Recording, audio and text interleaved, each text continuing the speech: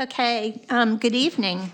Welcome to tonight's meeting of the Nashua Board of Education's Human Resources Committee at the Nashua High School North Boardroom.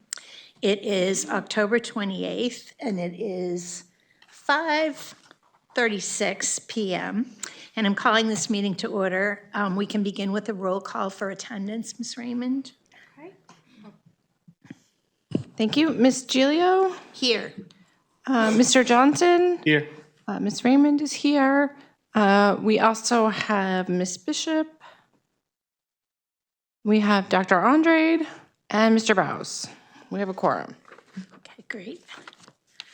Okay, so can we call on Mr. Bowes to give us the HR update, please? Certainly. Thank you. So if you pull up the HR committee form, you can see on there a total of 136 openings. With the breakdown of that, there are 25 teachers, 13 at the elementary level, 8 at the middle school level, 4 at the high school level. We're still looking for, I like to round up 5 school psychs. We have 2 SLPs, and the paras went up to 66.8 we're looking for. Food service, we have 16 open positions. Plan ops, we have 15 open positions, 3 custodians, 1 alarm technician, an HVAC mechanic, and then 10 crossing guards. For administrative staff, we're still looking for 5, the assistant superintendent of elementary, a web and social media coordinator, which we have interviews set up this week, civil rights coordinator, district accountant, and the AP over at Amherst Street. And then the last 2, we have 2 secretary openings, the ELL Student Services, which we actually just got the final reference for the candidate there, so we'll be closing that one hopefully within the next day. And then we have a special ed secretary that we're looking for as well. Okay, thank you. Does anyone have any questions for Mr. Bowes? Ms. Raymond? Of course, I have questions. I have lots of questions. I'm really concerned just with the number of openings, especially at the elementary level and for intensive needs paras. And so my question is about how these openings are impacting services, and also what the job positions mean. Does that make sense? I know it sounds really stupid when I say it out loud that way, but if we have, for example, 14 intensive needs para openings, does that mean that there are 14 students who are supposed to have a one-on-one who don't have a one-on-one? Or are these positions that are shared throughout our 19 buildings? So I guess my question is about how is this impacting our service delivery for our, most vulnerable kids?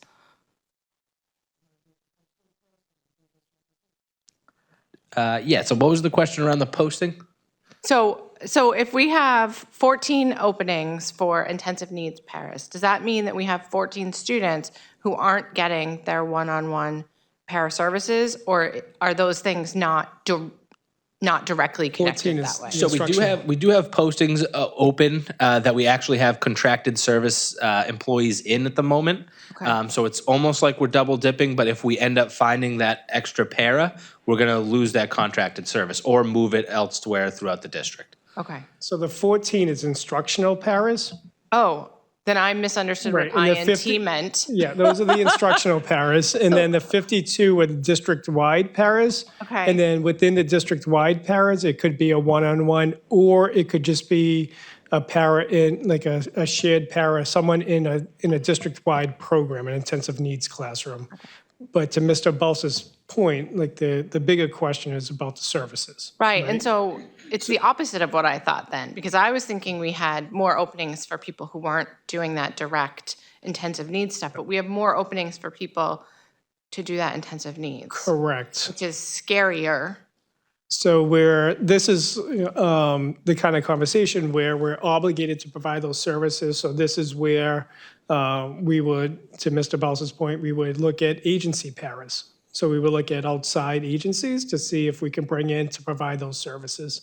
And so even though we'll still have the 52 opening, it doesn't mean that we have a para from an agency coming in to support that student. So we do have a number of agency paras within the district as well, but we're still advertising for the district-wide para, which gets a little complicated and convoluted.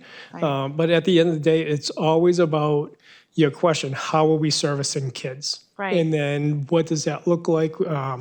Just this afternoon, we've started a special education task force to ask those questions. What's the right ratio of students, intensive needs students to paraeducators? Is it a formula? Is it based on IEP needs? Because, and then, what are they doing? Is it a scheduling issue? How are they providing special ed services? So it is a very complicated question that's always driven by the student, right? Other than a formula. And in the past, we've been using more of a formula. Like that's At 3-to-1 ratio, right? That's exactly where I was going next, was how do we figure that out? Because do we look at the IEPs of our, 2,000 kids who have IEPs and say, this is how many paras we need based on So daily attendance and changing IEPs? Or is it something or is there some other metric that we're using, a rubric to determine staffing? So for one-on-one, there is I hate to say a justification form, but you go through a process of if little Mario needs a one-on-one, what's the areas of need, where's the deficit, what's the one-on-one going to be doing, what's the data, and then that's really specific in a number of areas, and that's the one-on-one justification.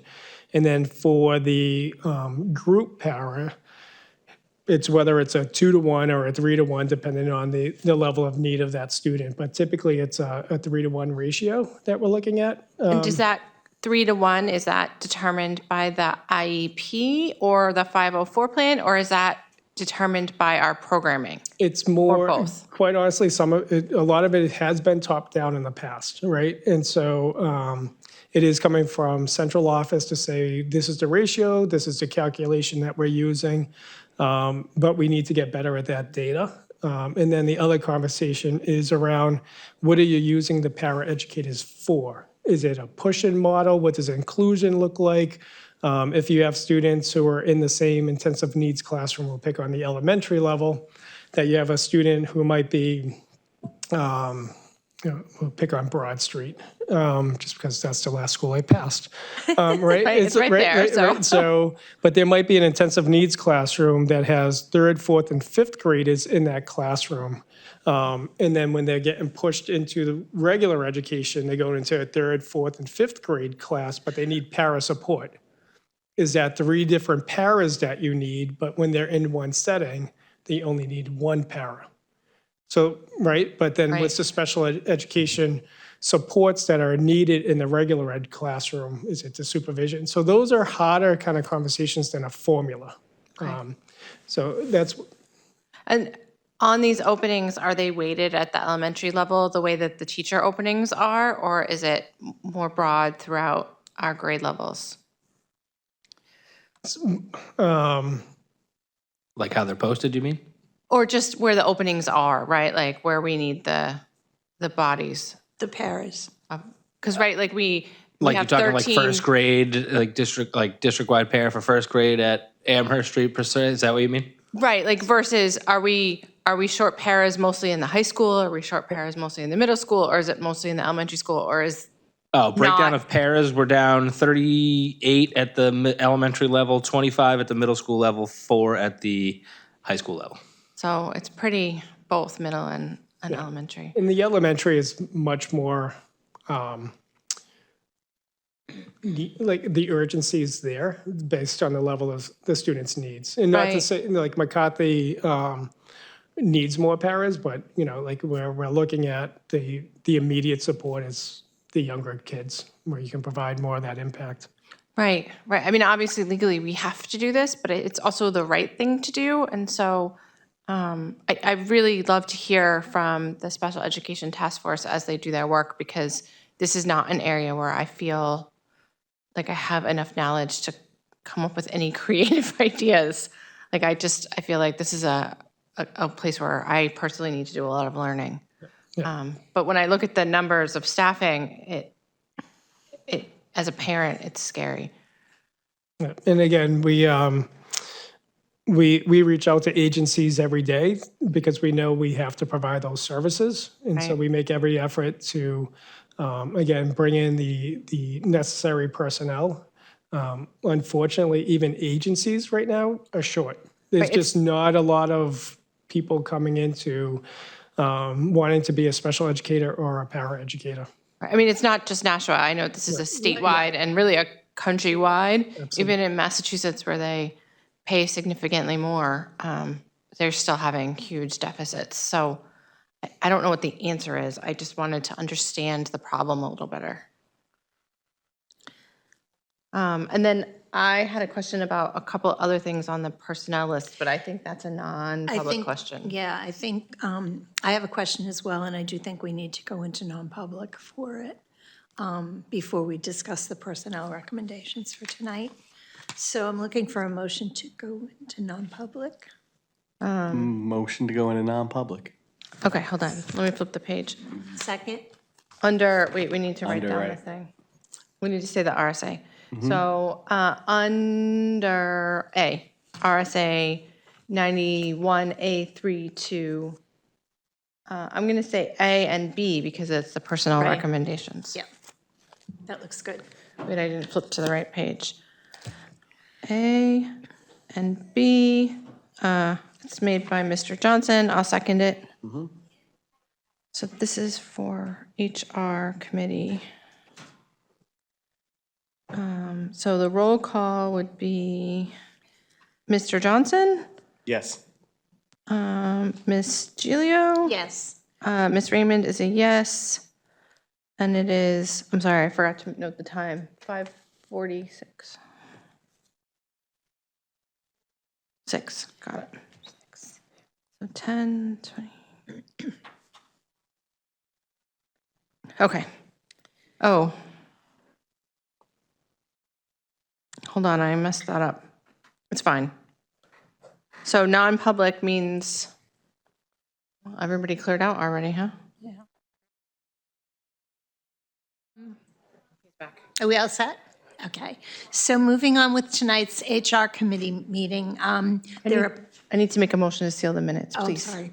Go ahead. All right, motion to seal the minutes under RSA 91A3 Second. 2, which is render a proposed action ineffective. Second. Okay? Oh, no, it should be I. 1, affect the reputation of any person. I think. Yeah, that one. All right, seconded, and it is 5:57. Okay, roll call. Mr. Johnson on Yes. sealing the minutes. Miss Gilio. Yes. And Miss Raymond is a yes. Okay. And Okay. then that passed, and then now we're back to personnel Is the recommendations. recorder on? Okay. Yes. Okay, so moving on with tonight's HR committee meeting, we're looking at the personnel recommendations. Are there any questions on them? If there are no questions, then I am looking for a motion to approve the personnel recommendations as presented today. All right, I move that we send the personnel recommendations to the full board. Second. Okay. All in favor? Aye. Aye. Great. If there is nothing else, I'm looking for a motion to adjourn this committee meeting. Motion to adjourn. Second. All in favor? Aye. Aye. Meeting is adjourned at just about 6 o'clock. 5:58. Okay.